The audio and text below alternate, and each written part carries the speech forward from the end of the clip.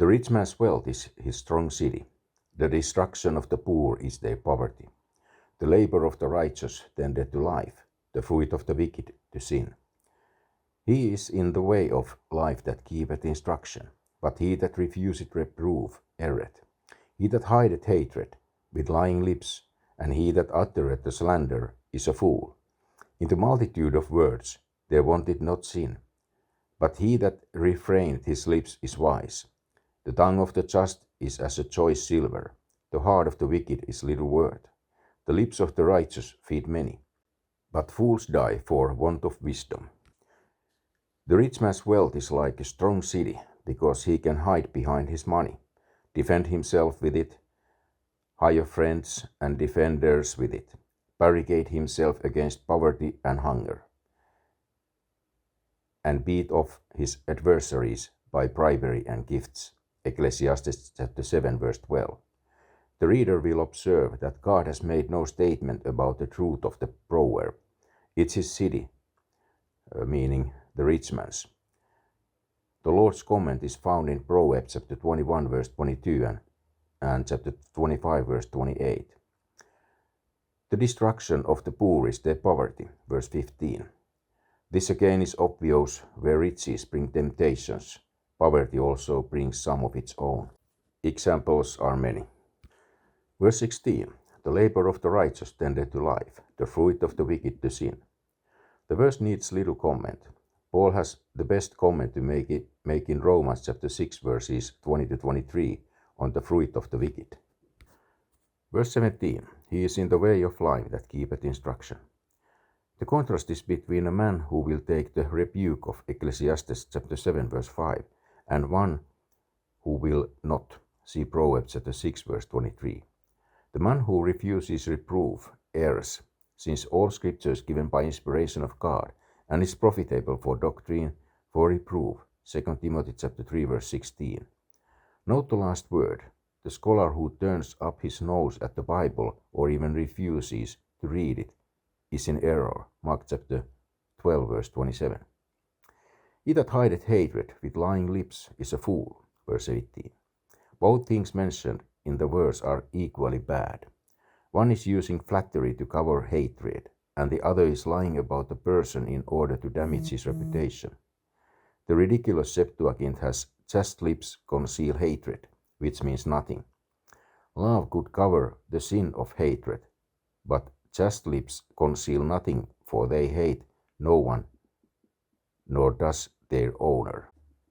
The Septuagint is as confused as the committees of 1901 and 1952 who used it. The Septuagint is Vaticanus, Sinaiticus or Alexandrinus, and a few other manuscripts, all written more than around 200 years after the ascension of Christ. The Septuagint is more closely associated with Origen's Hexapla, which was constructed around 220 to 230 Anno Domini, more than 130 years after the New Testament was complete. In the multitude of words there wanted not sin, verse 19. The contrast is between the talker and the non-talker, and the next three verses deal with the same subject. The more a man talks, the more mistakes he can make. This is true of any type of speech, whether it be radio announcing, auctioning, selling from door to door gossip, whatever in internet and gossip sessions, bull sessions, or even preaching. Note 1 Corinthians chapter 1 verse 18 and 21, foolishness. A fool's voice is known by multitude of words. Ecclesiastes chapter 5 verse 3. Verse 20. The tongue of the just is as choice silver.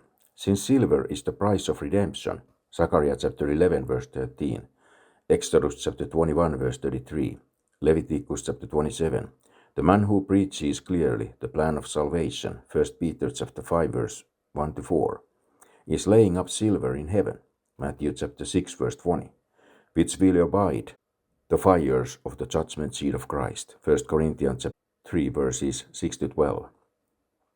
Neither the Septuagint nor its apocryphal book Ecclesiasticus sheds any light on the text.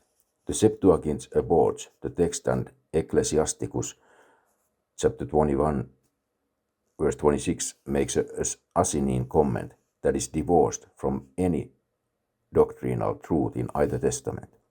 The heart of the wicked here is like the dross of the refining, not the silver. See Malachi chapter 1 verses 1 to 4.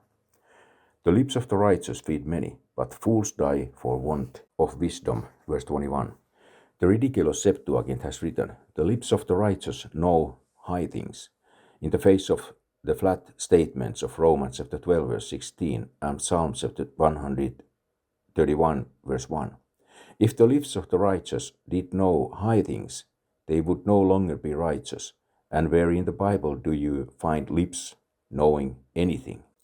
The lips of Peter, James, John, and Paul fed thousands the bread of life. When Jesus told Peter to feed my sheep, John chapter 21 verse 16, he never forgot it. 1 Peter chapter 5 verse 1 to 4. Paul charges the elders at Ephesus to do the same thing, Acts chapter 20 verse 28.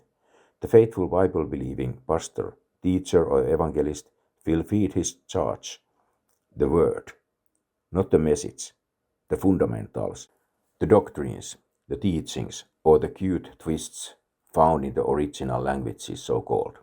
Chrysostom fed them, Savonarola fed them, Hus fed them, Luther fed them, Menno Simons fed them, Strossmayer fed them, Hubmaier fed them, Zinzendorf fed them, John Bunyan fed them, Wesley and Whitfield fed them, Norris and Finney fed them, Jones and Sunday fed them. The flock can still get feed today, if there are those who want to feed them with the pure words and sound doctrinal matters, which seldom is. But after 19, 20, 21st centuries of unmitigated, habitual, continual, ferocious attacks on the Bible, the word of the Lord was and is precious in those days and in these days. But fools die for want of wisdom. Amen.